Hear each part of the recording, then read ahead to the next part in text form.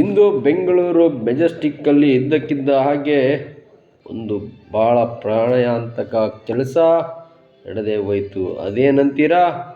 ಜಂಟಿ ಸಮಿತಿಯ ಹೋರಾಟಗಾರರು ಇದ್ದಕ್ಕಿದ್ದ ಹಾಗೆ ಬಂದು ಮೆಜೆಸ್ಟಿಕ್ಕಲ್ಲಿ ಪಾಂಪ್ಲೆಟ್ಸು ಹಂಚಕ್ಕೆ ಪ್ರಾರಂಭ ಮಾಡಿದರು. ಅಲ್ಲಿ ನೋಡ್ರಿ, ಈಗ ಕಾರ್ಮಿಕರಿಗೆ ಮುಷ್ಕರದ ಬಗ್ಗೆ, ಹೋರಾಟದ ಬಗ್ಗೆ ಹೇಗೆ ಎಲ್ಲ ಮುಂದಿನ ತಯಾರಿ ಮಾಡ್ಕೊಬೇಕಂತ ತಿಳ್ಕೊಳಿಕೆ ಕೊಟ್ಟು ಅವ್ರಿಗೆ ಪ್ರಚಾರವನ್ನು ಬಿರ್ಸಾಗಿ ಮಾಡಕ್ಕೊಟ್ರು. ಇದನ್ನು ನೋಡಿದಂಥ ಪಬ್ಲಿಕ್ಕು, ಅಧಿಕಾರಿಗಳು ಇದ್ದಕ್ಕಿದ್ದಾಗೆ ಕಕ್ಕಾಬಿಕ್ಕಿಯಾಗಿ ಓಡೋಡಿ ಬಂದರು. ಆದರೂ ಮಾತ್ರ ಯಾವುದೇ ಕಾರಣದಿಂದ ಹೋರಾಟದ ಮುಷ್ಕರದ ಬಗ್ಗೆ ತಿಳುವಳಿಕೆಯನ್ನು ಕೊಡ್ತಾ ಜಂಟಿ ಸಮಿತಿಯ ಹೋರಾಟಗಾರರು ಜೋರಾಗಿ ಕಾರ್ಯರೂಪಕ್ಕೆ ತಂದರು. ನಮ್ಮ ಮಾಧ್ಯಮದವರಂತೂ ಎಲ್ಲಿದ್ದರೋ ಇದ್ದಕ್ಕಿದ್ದಾಗೆ ಬಂದು ಇವರ ಕೆಲಸವನ್ನು ಭಾಳ ಯಶಸ್ವಿಯಾಗಿ ಮಾಧ್ಯಮದಲ್ಲಿ ಹೇಳಲು ಭಾಳ ತಯಾರಿ ಮಾಡಿಕೊಂಡಿದ್ರು ಕಣ್ರಿ.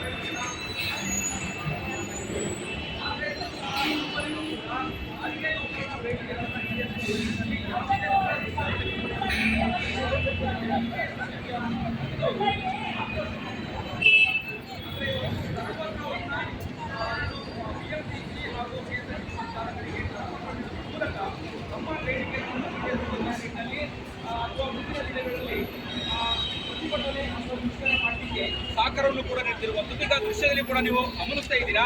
ಈಗಾಗಲೇ ಏನು ಸರ್ಕಾರದೊಂದಿಗೆ ಸುಮಾರು 4 ಸಭೆಗಳನ್ನು ಕೂಡ ಮಾಡಲಾಗಿರುವಂಥದ್ದು. ಈ ನಿಟ್ಟಿನಲ್ಲಿ ಸರ್ಕಾರ ಯಾವುದೇ ಕ್ರಮಗಳನ್ನ ತೆಗೆದುಕೊಳ್ಳದೇ ಇರುವಂತಹ ಈಗಾಗಲೇ ಏನು ಸದಸ್ಯರು ಈಗ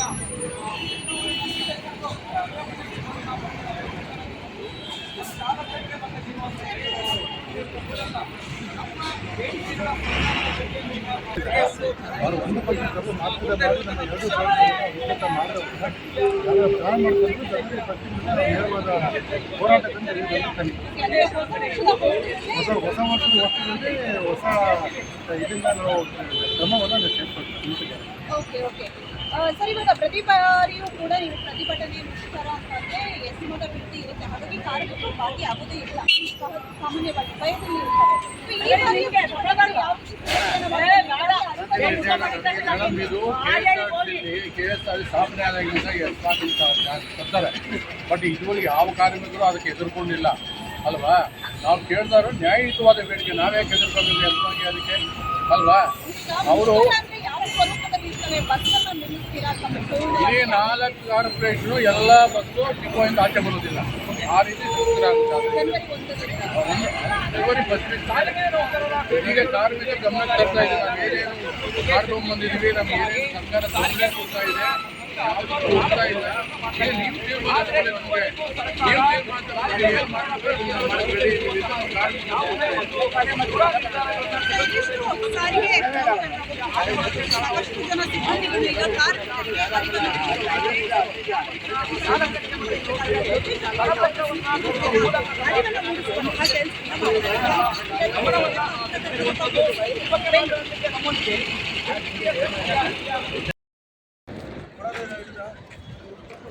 ಅಂತೂ ಇಂತೂ ಬೆಂಗಳೂರಲ್ಲಿ ಈಗ ಮುಷ್ಕರದ ಹಾದಿ ಪ್ರಾರಂಭವಾಗಿದೆ. ಹೋರಾಟ ಯಾವ ರೀತಿ ಎಲ್ಲಿಗೆ ಮುಟ್ಟುತ್ತೋ, ಕಾರ್ಮಿಕರ ಬರಬೇಕಾದಂಥ ಹಣ ಆಗಲಿ, ಅವ್ರಿಗೆ ಸೇರ್ಬೇಕಾದಂಥ ಕೆಲವು ಸವಲತ್ತುಗಳು ಸಿಗದೆ ಹೋದರೆ ಮುಂದೇನಾಗುತ್ತೆ ಅಂತ ಗೊತ್ತಿಲ್ಲ.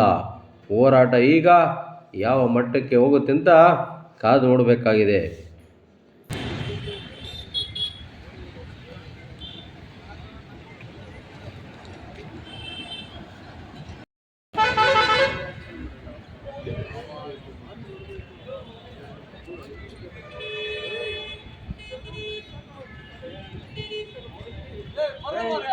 ಗೊತ್ತಾಯ್ತು ಒಂಚೂರು ಇದನ್ನ ಕಲ್ಸ್ಬಿಟ್ಟು ಬರ್ತೀವಿ.